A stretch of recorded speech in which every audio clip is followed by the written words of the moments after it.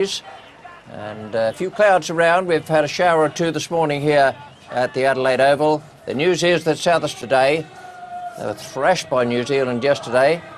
James Franklin opening the bowling.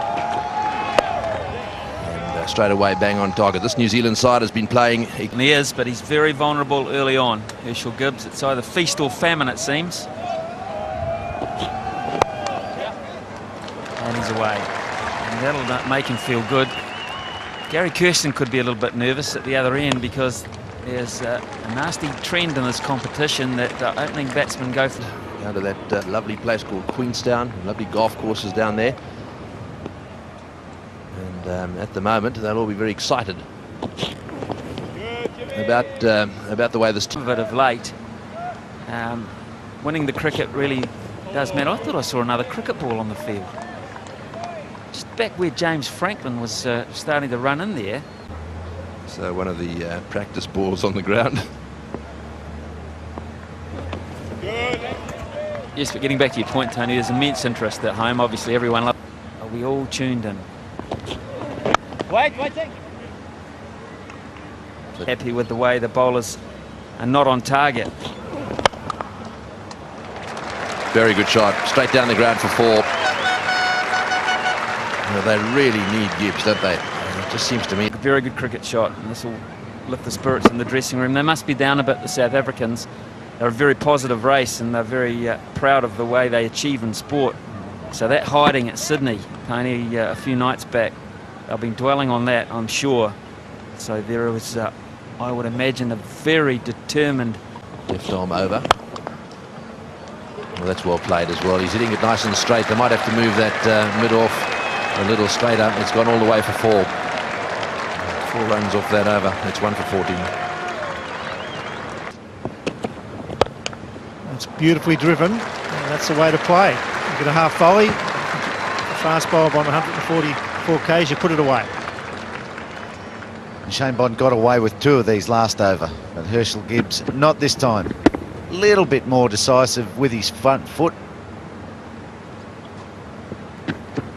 Shane Bond today, he got driven like that from Jacques Callis, and I thought possibly another Brisbane coming up, but he's responded well. Bowled a better length after that. Now the short points coming in for Herschelle Gibbs, as it did for Damien Martin last night. We saw the catch taken there, hitting square. He's only, what, 15 metres from the bat. A dicey place to field against a good square cutter, but last night Lou Vincent took a ripper, dropped one and took a ripper, but 2 or 3 balls later at short point.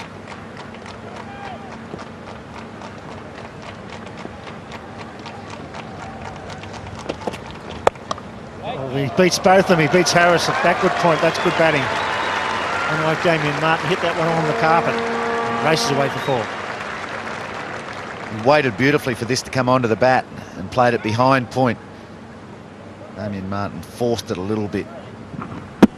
Just waited, went with it, and Harris could do nothing. Yes, we've been talking about bowling to batsmen's strengths, but I think with Herschelle Gibbs, he's the one guy you don't want to give too much room to. I think you bowled his body. He's nowhere as effective as he is if you give him some width. He's a very strong offside player.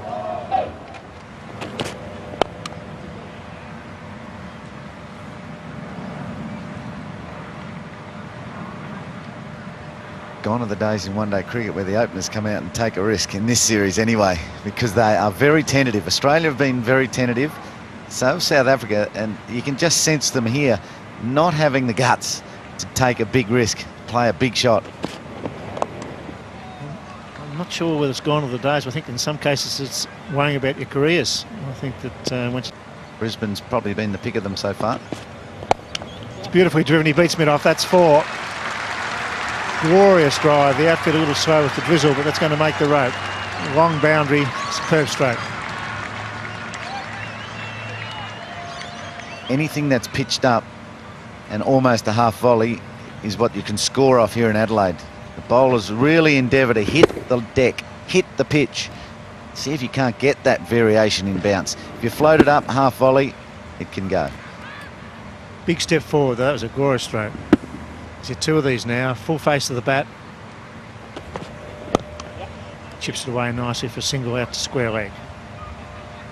Talk about the pitches. Brisbane probably been the pick of the pitches, and 240 was all they could muster. So still the bowlers on top, but all three top orders have been a little iffy. South Africa, they've had to really work hard for their runs. Gibbs and Kirsten have scored some runs, but taken plenty. Doing a bit more. There's a bit in the pitch. The idea was to keep wickets in hand.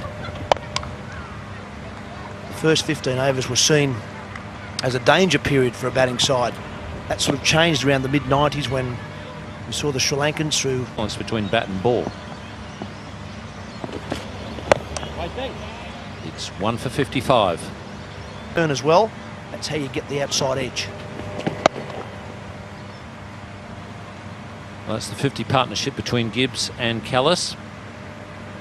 South Africa making good progress in a match that they really have to win, not just for the sake of the 4 points, but for their own mental well-being.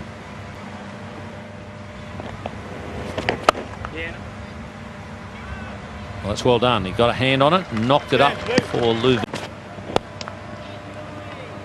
Very nearly pushed that back into the bowler's hands. This shows you that this pitch is a little bit too paced. This gives a little force off the back foot, and it definitely came off a lot slower than he thought it would. Also kept down a fraction. Right at the bottom of the bat. He's done well to get that away from third man and also backward point fieldsman.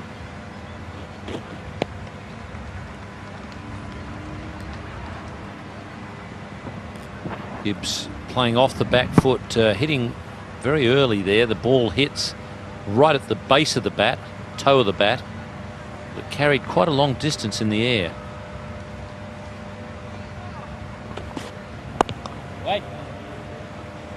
Just looking at that South African attack, they've also got a little bit more.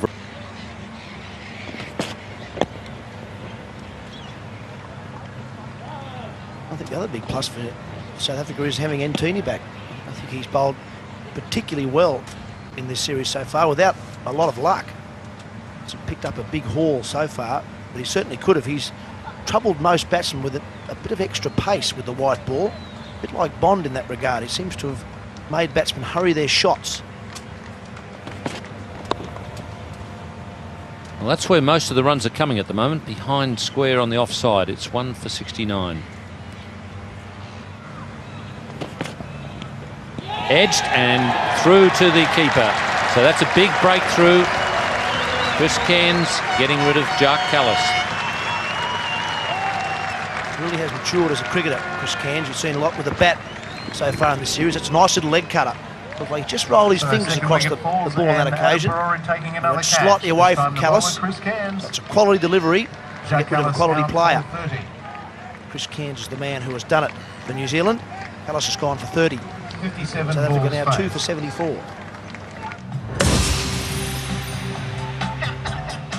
Neil McKenzie, the number 4 batsman for South Africa.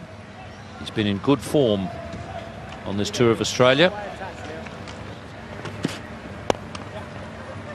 It's a nice shot. One of the few shots we've seen straight down the ground. I'd go for 4, and that's probably indicative of the pace in the wicket as well.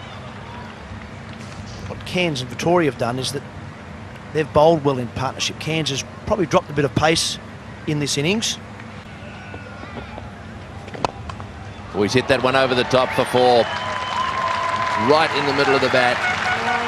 And it screamed over the top of extra cover's head. And she can't play this shot much better than this. Little message there from Mackenzie to Vittori. Don't worry about me sneaking a single. I'll try and get him in forwards.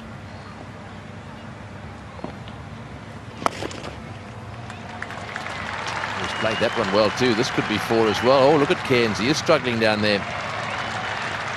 Just a little bit of almost a limp, looked like. Half-century. So Gibbs, 12th half-century in one-day international cricket, appreciated by his colleague. 3rd for New Zealand it is, and it's very first in Australia. Oh, catch it, Lux. Oh, and just short of him. There we go. There's an example of the ball just stopping a bit. Now, I wonder if that knocked a little bit of the top of the... See if we can pick up anything here. Oh, it certainly jumped. So I think that probably hit one of those little patches. Very careful about driving. Well, that one certainly hit something, because Chris Harris does not normally spin it sharply and lift it up above the batsman's waist. There goes the spin, and it would have gone over the top of the stumps. It was up at waist height. He just chips that nicely. That's well played. Nice little chip over the bowler's head, through the Seagulls for 2. That's intelligent batting. Good use of the feet.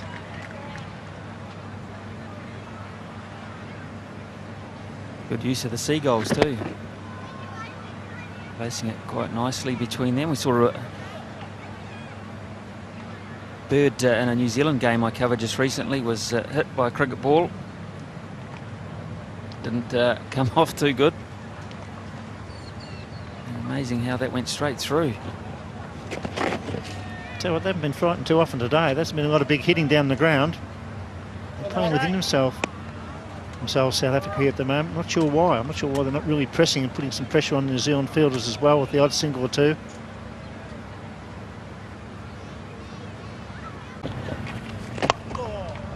Overcover could be out the first time he goes, and he's dropped it. Well, that's a big let-off. That's what he had to do, and Bond drops him.